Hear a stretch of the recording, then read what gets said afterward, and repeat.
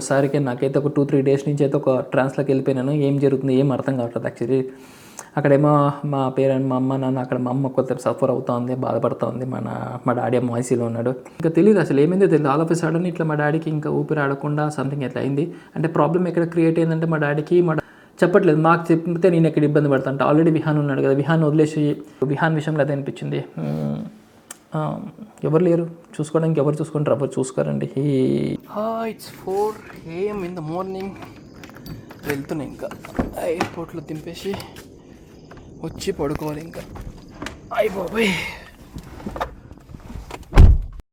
ఎర్రబట్టండి ఎర్ర గుర్తులు మీ అన్నట్ట.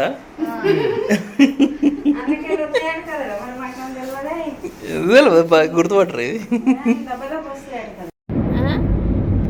ఈ ఫ్లైట్ ఉన్న వాళ్ళందరూ ఒక దగ్గర కూర్చుంటారు.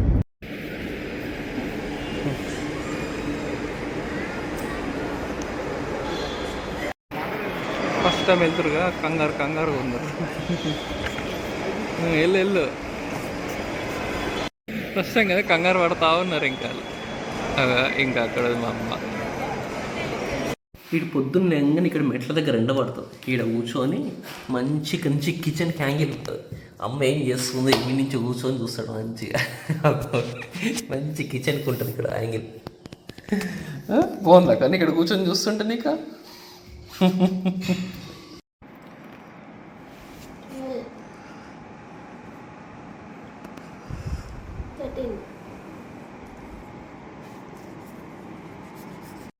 గుడ్ థింగ్ ఏంటంటే వాడికి అన్నీ వచ్చినా రాకపోయినా అక్కడే కూర్చుంటాడు. రాపించి ఎంతసేపు మొత్తం అక్కడే కూర్చుంటాడు.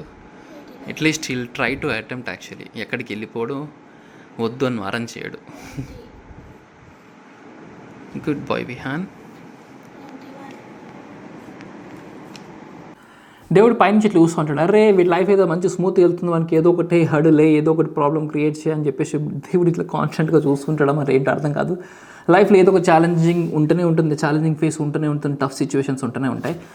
I felt like everything is going smooth. Actually మంచిగా ఉందనుకుంటున్నాం, ప్రస్తుతానికి అంతా బాగానే ఉంది. అండ్ ఆల్సో గాడ్స్ గ్రేస్ మా పేరెంట్స్కి ఇప్పటివరకు అయితే ఏమైతే ఇష్యూ లేకుండా అంతా హ్యాపీగానే ఉండే. అండ్ ఆల్సో మొన్న ఒక వీడియోలో చెప్పాను కదా, మా పేరెంట్స్ ఇద్దరు కలిసి ఇట్లా కాశీ ట్రిప్కి వెళ్తున్నారని చెప్పేసి పొద్దున్న వెళ్ళి ఎయిర్పోర్ట్లో అయితే డ్రాప్ చేశాను. They are pretty excited. Actually first time వెళ్తున్నారు, వాళ్ళకి ఏం తెలియదు, కొద్దిగా ఏమీ తెలియదు అనే భయం ఉంది. అట్ ద సేమ్ టైం సర్లే ఎవరో ఒకరు అడుగుతారు చెప్తారు అన్నీ చేసుకుని అంటే వెళ్ళారు. లోపలికి వెళ్ళారు, అన్నీ బాగానే ఉంది. అక్కడికి వెళ్ళారు, ల్యాండ్ అయ్యారు, హోటల్ రూమ్ తీసుకున్నారు, ఇంకా మెల్లి దర్శనం చేస్తున్నారు. అండ్ అప్పుడప్పుడు ఫోన్ చేసి అడుగుతాను ఎట్లుంది, అంత బాగానే ఉంది, అంత మంచిగా ఉంది అని చెప్పేసి మా అమ్మ చెప్తా ఉంది. బట్ అంత బాగానే ఉందనుకుంటున్నాను నేను కూడా. సడన్గా నిన్న మా అమ్మ ఫోన్ చేసేసి డాడీకి మంచి లేదురా, ఇట్లా హాస్పిటల్ అడ్మిట్ చేసినాం, ఐసీయూలో ఉండడం చెప్పేసి అంది. అదేమ్మా సడన్గా 2 రోజుల కింద నేను నిన్న ఫోన్ చేస్తున్నా మంచిగా ఉందని చెప్పేసి ఆల్రెడీ 1 డే అడ్మిట్ చేసి 1 డే అయినాక మా అమ్మ చెప్తుంది. ఎందుకంటే మాకు చెప్తే మేము టెన్షన్ పడతామని చెప్పేసి. అప్పుడే అనిపించింది నాకు అసలు, అంటే ఏమీ తెలియని ఒక పిల్లోని, ఏజ్ వచ్చిన పేరెంట్స్ని ఎక్కడ పంపించకూడదు. ఒక టైం వచ్చి ఒక ఏజ్ వచ్చిన తర్వాత పంపించకూడదు ఇట్లాంటి ట్రిప్స్ అని కూడా. అంటే ఆల్మోస్ట్ కాశీ ట్రిప్ కానీ ఇట్లాంటి ఎప్పుడైనా సరే ఒక ఏజ్ వచ్చిన తర్వాత ఒకసారైనా కాశీకి వెళ్ళేసి రావాలని చెప్పేసి అందరూ అంటుంటారు కదా. బట్ ఆ లైఫ్ స్టైల్ మారిపోయింది ఇప్పుడు. ఇట్లాంటి పేరెంట్స్ అంత ఏజ్డ్గా అంత యాక్టివ్గా ఉండట్లేదు, అసలుకి హెల్త్ ఎవరికి సహకరించదు. ఇప్పుడుండే లైఫ్ స్టైల్ కానీ ఇప్పుడుండే ఫుడ్ హ్యాబిట్స్ కానీ అంత ఎవరు సహకరించట్లేదు. ఇప్పటివరకు అంత మంచిగా ఉండే మా పేరెంట్స్కి హెల్త్ అంతా బాగానే ఉండే. But all of a sudden మా డాడీ అక్కడ హోటల్ రూమ్లో ఉండగానే మా డాడీ సంథింగ్ ఊపిరి ఆడలేదంటే, సడన్గా దగ్గు వస్తుందంటే, ఊపిరి పీల్చుకోనికి ఇబ్బంది అయిపోయిందంటే మా అమ్మ ఇంకా ఏం చేయాలో అర్థం కాదు. ప్లేస్లోకి వెళ్ళింది. యాక్చువల్లీ ఇక్కడ వరకు ఉంటే సంథింగ్ అలీ అంటే అందరు ఊరికొస్తుండే ఏమైనా చేస్తుండే. బట్ అక్కడెక్కడో కాశీకి వెళ్ళి అట్లాంటి టైంలో మా అమ్మకి ఇంకా మా అమ్మ కూడా ఏం చేయాలో అర్థం కాదు. ఉరుక్కుంటే వెళ్ళిపోయి అక్కడ కింద హోటల్లో వాళ్ళ బాయ్ని అక్కడ ఉంటారు కదా పనిచేసే వాళ్ళు, ఇట్లా అంకుల్కి సంథింగ్ ఊపిరాట్లేదు అంటే వాళ్ళ ఊరు ఉడుక్కుంటూ వచ్చి ఇంకా అందరు కలిసి హాస్పిటల్ తీసుకెళ్లారంట మా డాడీని. అక్కడ అది కూడా చెప్పలేదు మా అమ్మ, అప్పుడు కూడా చెప్పలేదు నాకు. ఇంకా హాస్పిటల్ ఆల్మోస్ట్ ఒక రోజు అడ్మిట్ అయి ఉన్నారు. అడ్మిట్ అయి ఉన్నాక ఇంకా ఐసీయూలో ఉంటారంటే ఇంకా ఛార్జెస్ ఎక్కువ అవుతాయి కదా. ఐసీయూ బెడ్ ఛార్జెస్ ఎక్కువ ఉంటాయి, యాక్చువల్లీ పర్ డే ఎక్కువ ఉంటాయి. అది తీసుకెళ్ళిన డబ్బులు మెల్లమెల్ల అయిపోతాను. ఇంకా దరిద్రం ఏంటంటే ఆ లైన్లో అక్కడ దర్శనానికి వెళ్ళే లైన్లో అవి ఏదో కొద్దిగా మా అమ్మ పర్సు కూడా కొట్టేశారంట. ఉన్న పైసలు కూడా కొద్దిగా పోయినాయి. ఉన్న పైసలతోటి ఇప్పటి వరకు హాస్పిటల్ అయిపోయినాయి. ఇంకా మా అమ్మ మా అక్కకి నాకు ఫోన్ చేసింది, ఇట్లా డాడీ ఇట్లా ఐసీయూలో ఉన్నాడు, ఇట్లా ఉన్నాయి, కొంచెం డబ్బులు పంపించండి ఇక్కడ అది రిపోర్ట్స్కి అది ఇది అని చెప్పేసి అంటే ఇంకా నేను పంపించిన మా అక్క పంపించింది. ఇంకా తెలియదు అసలు ఏమైందో తెలియదు. ఆల్ ఆఫ్ ఎ సడన్ ఇట్లా మా డాడీకి ఇంకా ఊపిరి ఆడకుండా సంథింగ్ ఎట్లా అయింది. అంటే ప్రాబ్లం ఎక్కడ క్రియేట్ అయిందంటే మా డాడీ కొన్ని మంత్స్ బ్యాక్ ఒక లోపల ఇక్కడ పళ్ళ ప్రాబ్లం వచ్చిందని పళ్ళు పీకించుకున్నాడు. అప్పటి నుంచి కూడా ఫుల్ పెయిన్ వచ్చి ఇంకేం తినరాలేదు. అప్పటి చూయింగ్ ప్రాబ్లం వస్తుంది, చూయింగ్ తినట్లేదు, ఆ లిక్విడ్స్ ఎక్కువ తీసుకుంటున్నాడు. ఇంకా బాగా వీక్ అయిపోయాడు. వద్దు మా అమ్మ అంటేనే వద్దు ఇంకా వెళ్ళడం అవసరమా, తర్వాత చూద్దాం ఎప్పుడైనా అంటే ఇది once in a life time experience, Maha Kumbh Mela అయితే సంథింగ్ వచ్చింది కదా, మళ్ళీ ఎప్పుడు వస్తారు రాలేదు, పోయేసి వద్దాంపా, అదైతే అది మంచిగా ఉన్నాను నేను అదే అన్నాడు. వెళ్ళినా ఇంకా మ్యాక్సిమం లిక్విడ్ డైట్స్ పైన ఉండి లస్సీ లేదు ఎక్కువ తాగిందంట. తెలియదు ఇంక ఊపిరి రాలేదంట, బాగా నిమ్మలాగా ఫామ్ అయిపోయిందంట, ఊపిరి రాలేదంట. హాస్పిటల్ తీసుకెళ్ళి ఇంకా అన్ని టెస్టులు చేస్తూ ఉన్నారు. సరే ఇంకా మా అమ్మకి ఏం తెలియట్లేదు అసలు, మా అమ్మకి ఏం తెలుస్తుంది, అక్కడ వాళ్ళని అడుగుతుంది, వీళ్ళని వచ్చి దాన్ని హిందీలో ఏదో మాట్లాడుతూ అది ఇది తెలుసుకుంటే ఏదో నెట్టుకుంటూ వస్తూ ఉంది. బట్ చెప్పట్లేదు, మాకు చెప్తే నేను ఎక్కడ ఇబ్బంది పడతాను. ఆల్రెడీ విహాన్ ఉన్నాడు కదా, విహాన్ వదిలేసి ఏంటంటే బేసికల్ ఎక్కడ రామ్ ఎక్కడికి వెళ్ళమనమాట, ఉంటే నేను వాడితో ఉంటాం, లేదు ప్రసన్న ఇట్లా ఉంది నేను చూసుకుంటాను, నువ్వు వెళ్ళు, అత్తమ్మ ఒక్కతే ఇబ్బంది పడుతున్నట్టుంది, ఏం అర్థం కాదు, నువ్వు వెళ్ళే దగ్గర వెళ్తే. ఇంకా చూసాను టికెట్స్ చూస్తే ఇప్పుడు మహాశివరాత్రి టైం కదా, 20,000 25,000 పర్ హెడ్ ఉంది టికెట్. అమ్మ ఏంద్ర బాబు ఈ టికెట్లు రేట్ అనిపించింది. సరే ఒక రోజు ఆగితే ఇంకా తక్కువ ఉందనమాట, 7,000 దొరికింది. ఇంకా రేపు వెళ్తున్నాను అనమాట, రేపు వెళ్ళాలి.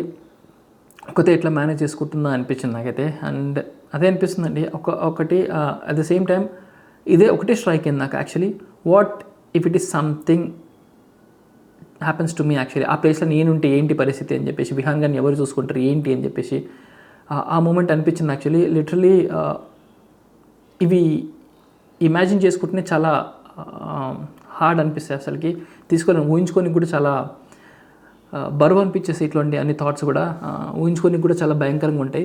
ఇప్పుడు అదే ప్లేస్లో నేను ఉంటే విహాన్ గారి పరిస్థితి ఏంటి అని చెప్పేసి ఆలోచిస్తూ ఉంటే అసలుకి నాకేం ఆలోచన రావట్లేదు, తట్టట్లేదు, అసలుకి ఎవరు చూసుకుంటారు ఏంటి విహాన్ అని చెప్పేసి ఏం లేదు.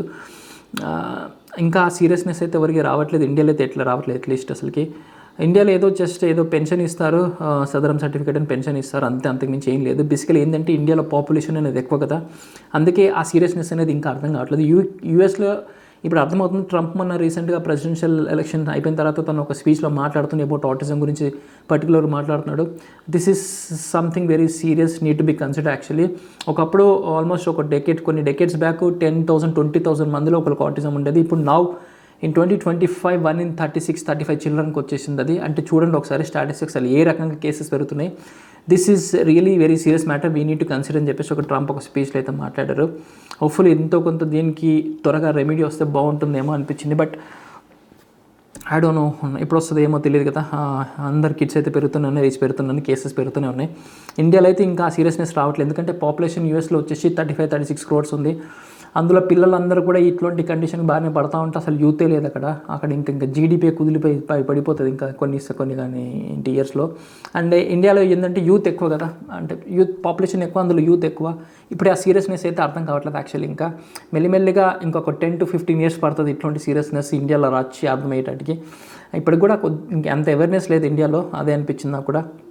అండ్ అదే కాకుండా ఇప్పుడు పాపులేషన్ ఏంటంటే ఇప్పుడు చాలామంది కూడా ఇంకా సౌత్ కంట్రీస్లో అట్లీస్ట్ చాలామంది కిడ్స్కి కనట్లేదు, ఇంకా డింక్ లైఫ్ అంటున్నారు, డ్యూయల్ ఇన్కమ్ నో కిడ్స్ అంటున్నారు, లేకపోతే ఒకరితో చాలా ఇచ్చేస్తున్నారు, 2 kidsకి వెళ్ళట్లేదు. ఎందుకంటే ఇన్ఫ్లేషన్ రేట్స్ విపరీతమైన రేట్స్ పెరిగిపోయినాయి, తట్టుకోలేని రేట్స్ ఉన్నాయి యాక్చువల్లీ. ఒకరిని కన్ని వాళ్ళని చూసుకొని వాళ్ళని పెంచి వాళ్ళని చదివించి పెద్ద చేయడమే ఒక గగనం అయిపోయింది ఈ టైం, ఇట్లాంటిది అయిపోయింది.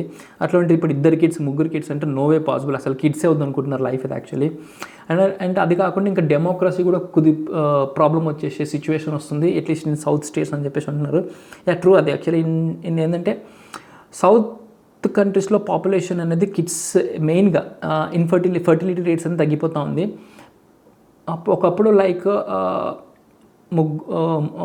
50-60 years బ్యాక్ తాతలు ఉండేవారు, వాళ్ళకి 5 పిల్లలు 6 మంది పిల్లలు ఉండేది. పేరెంట్స్ వచ్చేసరికి 3 పిల్లలు ఉన్నారు. తర్వాత 2000లో 2, ఇప్పుడైతే చూస్తే ఒకరు, లేకపోతే ఇంకా ఒకరు కూడా వద్దంటున్నారు. ఏదంటే మెయిన్గా ఇది ఎక్కువ సౌత్ స్టేట్స్లోనే ఎక్కువ ఉందన్నమాట. సౌత్ స్టేట్స్లో కిడ్స్ పాపులేషన్ అలా చాలా తగ్గిపోయింది. అలా తగ్గిపోవడం కూడా డెమోక్రసీకి ప్రాబ్లం వచ్చేసి అంటున్నారు. ట్రూ అది. ఇప్పుడు మీరు చూసుకోండి, మన పాపులేషన్ వచ్చేసి తెలంగాణ 4 to 5 crores ఎంత ఉంటుంది, యూపీ కానీ ఇక్కడ బీహార్ కానీ అక్కడ చూసుకుంటే 23 కోట్లు 13 కోట్లు అట్లుంది పాపులేషన్. అంటే మనం ₹1 ట్యాక్స్ కడుతుంటే ఆ ట్యాక్స్ రూపాయి నుంచి మనకి 14 పైసలు వస్తుంది. ఫర్ ఎగ్జాంపుల్ ఇప్పుడు ట్యాక్స్ మనకి సౌత్ స్టేట్స్ అన్నీ కలిపి 23 కోట్లు 24 కోట్లు సంథింగ్ లక్షల కోట్లు కడుతుంటే ఇన్ రిటర్న్ అన్ని స్టేట్స్ కలిపి 6-7 లక్షల కోట్లు వస్తుంది. మిగతాది ఇప్పుడు యూపీ బీహార్ ఉందనుకో, బీహార్ ₹1 ట్యాక్స్ కడుతుంటే ₹7 ఇన్కమ్ వాళ్ళకి వెళ్తుంది. మళ్ళీ రూపాయి కడుతుంటారు వాళ్ళు ట్యాక్స్, ₹7 ఇన్ రివర్స్ వస్తుంది. అంటే ఎందుకంటే వాళ్ళకి ఏంటంటే ఎవరికైనా సరే పవర్లు ఉండాలనుకుంటారు కదా, పొల్యూషన్స్ ఎవరైనా పవర్లు ఉండాలనుకుంటారు. ఆ పవర్ ఏంటంటే వాళ్ళకి ఓటింగ్ ద్వారానే వస్తుంది. ఓటింగ్ ఎక్కువ ఉంటుంది, పాపులేషన్ ఎక్కువ ఉంటే అక్కడ వస్తుంది. పాపులేషన్ ఎక్కువ ఉంది కాబట్టి వాళ్ళకి ఎక్కువ ఫెసిలిటీస్ ఇస్తారు, ఎక్కువ పథకాలు ఇస్తే వాళ్ళు మనకు ఓట్లు ఇస్తారని చెప్పేసి వాళ్ళకి ఎక్కువ పథకాలు ఇస్తుంటారు, ఫెసిలిటీస్ ఇస్తుంటారు. వాళ్ళ దగ్గర నుంచి జనరేట్ ఇన్కమ్ అయ్యే తక్కువ, కానీ పథకాలు అవి ఉచిత పథకాలు, ఆ పథకాలు ఈ పథకాలను పోయేది ఎక్కువ. మన దగ్గర పని చేస్తారు కానీ మనకి రివర్స్ ఇన్కమ్ రావట్లేదు అనమాట. సో అండ్ ఇంకా చంద్రబాబు కూడా లేటెస్ట్ ఒక స్పీచ్లో పిల్లల్ని కానివ్వండి కలన్న చెప్తాను, ఎవడు అంటాడు, ఎందుకు అంటాడు అసలుకి? ఈ ప్రాబ్లమ్స్ ఇన్ని కైండ్ ఆఫ్ ప్రాబ్లమ్స్ ఉన్నాయి, ఇంత ఇన్ఫ్లేషన్ రేట్స్ ఉన్నాయి, ఇంత పెట్రోల్ రేట్స్ ఇవన్నీ ఉన్నాయి. ఏం ఫెసిలిటీ ఇస్తుందో? ఒక ప్రాపర్ ఎడ్యుకేషన్ ఇస్తుందా? ఏమైనా గవర్నమెంట్ ప్రాపర్ ఇన్ఫ్రాస్ట్రక్చర్ ఇస్తుందా? ప్రాపర్ హాస్పిటల్ ఇస్తుందా? అట్లీస్ట్ ఏదో ఒక బేసిక్ నీడ్స్ మనకి ఖచ్చితంగా ఒక మనిషికి అవసరమైన క్వాలిటీ ఎడ్యుకేషన్ కానీ, హెల్త్ కానీ, ఒక మంచి నీరు కానీ గవర్నమెంట్ని ప్రాపర్ ప్రొవైడ్ చేస్తూ ఉంటే అట్లీస్ట్ మనకి గవర్నమెంట్ నుంచి ఇంత బెనిఫిట్స్ అయితే, బెనిఫిట్స్ కాదు, నెసెసిటీ నీడ్స్, అది మన రైట్స్. యాక్చువల్లీ ఇవన్నీ కూడా మన రైట్సే కదా. ప్రాపర్ రైట్స్ మనకు వస్తుంటే సరే కొద్దిగా ఎంతో కొంత ప్రాపర్ ఎడ్యుకేషన్, హెల్త్ ఉంది, ఇంకా ఇంకా ముందుకెళ్తూ ఉంటారు. ఇవేమి ఇవ్వకుండా కానంటే ఎవడు అంటాడు? ఇంత డబ్బులు ఇన్ని లక్షలు కట్టి పెట్టి ఎల్కేజీకే లక్షల డొనేషన్లు కట్టి ఎవడు అంటాడు? లేదు కదా. అందుకే ఇంకా అదొకటి ఇష్యూ. అండ్ అది కాకుండా ఇంకా ఈ కన్సర్న్ అయితే ఎవరైతే మన ఇండియాలో అయితే రేస్ చేయట్లేదు, ఆటిజం గురించి ఎక్కువ ఏం పట్టించుకోవట్లేదు. అంటే అది వచ్చేవారికి ఇన్ఫ్యాక్ట్ మనకు కూడా తెలియదు యాక్చువల్లీ. మా ఇంటికి వచ్చేవారికి కూడా అది ఆటిజం అన్న పదం ఉంటుందని నాకు కూడా తెలియదు యాక్చువల్లీ. బట్ గవర్నమెంట్ అయితే తీసుకోవాలి కదా, ఇనిషియేటివ్ తీసుకోవాలి కదా. సదరం సర్టిఫికేట్ ఇచ్చి 3-4 వేలు ఇస్తున్నారు, అది కాదు కదా సొల్యూషన్. అది there has to be some solution, there has to be someone who has to take really very serious actually. ఈ సీరియస్ మ్యాటర్ తీసుకొని అక్కడక్కడ మంచి థెరపీ సెంటర్స్ కానీ, మంచి ఎవరినో కొన్ని రిప్రజెంటేటివ్ని పెట్టి అట్లీస్ట్ ఒక కేర్ సెంటర్స్ లాగా పెడితే బాగుంటుందేమో. బట్ నాకైతే తెలియదు ఏం ఎక్కడికి వెళ్తుందో అనిపిస్తుంది. ఒకసారికి నాకైతే ఒక 2-3 డేస్ నుంచి అయితే ఒక ట్రాన్స్లోకి వెళ్ళిపోయినాను. ఏం జరుగుతుంది ఏం అర్థం కావట్లేదు యాక్చువల్లీ. అక్కడేమో మా పేరెంట్, మా అమ్మ నాన్న, అక్కడ మా అమ్మ కొత్త సఫర్ అవుతూ ఉంది, బాధపడుతూ ఉంది. మా డాడీ అమ్మ ఐసీలో ఉన్నాడు. ఒక ఏజ్ వచ్చిన తర్వాత హెల్త్ అయినది మెయింటైన్ చేయాలండి. అది ఆల్మోస్ట్ ఒక ఓల్డ్ ఏజ్ వచ్చిన తర్వాత ఇంకొకరి మీద డిపెండెన్సీ రాకూడదు. మన మీద ఇంకొకరు డిపెండెన్స్ అయిందనుకో, దానంత బ్యాడ్ ఫేస్ ఇంకో లైఫ్లో ఉండదు కదా. మనం మంచం మీద పడుకుని ఉంటే మనకు ఇంకొకరు సేవ్ చేయడం అనేది ఒక బ్యాడ్ థింగ్ యాక్చువల్. నా దృష్టిలో అయితే అసలు సిచ్యువేషన్ అసలు అప్పుడు రాకూడదు. ఎప్పుడైతే మనం 40 ఇయర్స్కి దగ్గరలో ఉన్నామా, we will start losing muscles actually. మన బాడీలో మజిల్స్ అన్ని అక్కడి నుంచి లూజ్ అవుతూ ఉంటాయి. We have to be very healthy actually. At least ఇంకా స్పెషల్ కిడ్స్కి నేను మరీ చెప్తుంటా, we have to be very healthy actually. మంచిగా తినాలి. అండ్ నేను నెయ్యి ఎక్కువ తినమని చెప్తాను, చాలామందికి చెప్తాను, మంచి నెయ్యి తినండి. మీ బాడీలో మంచి ఫ్యాట్ ఉంటుంది, మీకు మంచి అన్ని హెల్త్ ఉంటుంది, మీ హార్ట్కి కూడా చాలా మంచి చెప్పాలంటే. అండ్ ఎప్పుడైతే మీరు ఎండలకి వెళ్ళిరు అనుకోండి, మీ బాడీలో మంచి కొవ్వు లేదనుకోండి, మీరు ఎంత ఎండలకి వెళ్ళినా మీకు విటమిన్ డి అనేది రాదు యాక్చువల్లీ. మీ కొవ్వు, మీ బాడీలో చర్మం లోపల ఆ కొవ్వు ఉంటేనే ఆ కొవ్వు కరిగి హార్మోన్ రిలీజ్ అవుతుంది, అదే విటమిన్ డి. అది ఎంత మంచి కొవ్వు ఉంటే అంత హెల్త్ ఉంటుందన్నమాట. అదే చెప్తాను, చాలామందికి చెప్తానే ఉంటాను, నెయ్యి ఎక్కువ తినండి, సాచురేటెడ్ ఫ్యాట్స్, మంచి ఫ్యాట్స్ ఎక్కువ తీసుకోండి అని చెప్తా ఉంటాను. బట్ నాట్ షూర్ ఎంతమంది సీరియస్ తీసుకుంటున్నారో లేదో. అండ్ చాలామంది అడుగుతుంటారు నెయ్యి వాడతారని చెప్పేసి, కింద ట్యాగ్ అయితే చేస్తాను, ప్రోడక్ట్ని చూడండి. అండ్ మంచి నెయ్యి వాడండి, కల్తీ నెయ్యి అస్సలు వాడకండి. We have to be very very very healthy actually. నాకు విహాన్ విషయంలో అదే అనిపించింది. ఎవరు లేరు చూసుకోవడానికి, ఎవరు చూసుకుంటారు, ఎవరు చూసుకోరండి. ఈ 2025 వచ్చిన తర్వాత అసలుకి హ్యూమన్ రిలేషన్స్ వాల్యూస్ ఎవడు చూసుకోండి, ఎవరి లైఫ్ వాడితే ఉంటుంది, ఎవరి ఇమీడియట్ ఫ్యామిలీ వాళ్ళకే ఉంటుంది. Relations, spouse, other relations, siblings అవి ఇవన్నీ ఏముంటుంది, ఎవరి లైఫ్ వాళ్ళకే ఉంటుంది.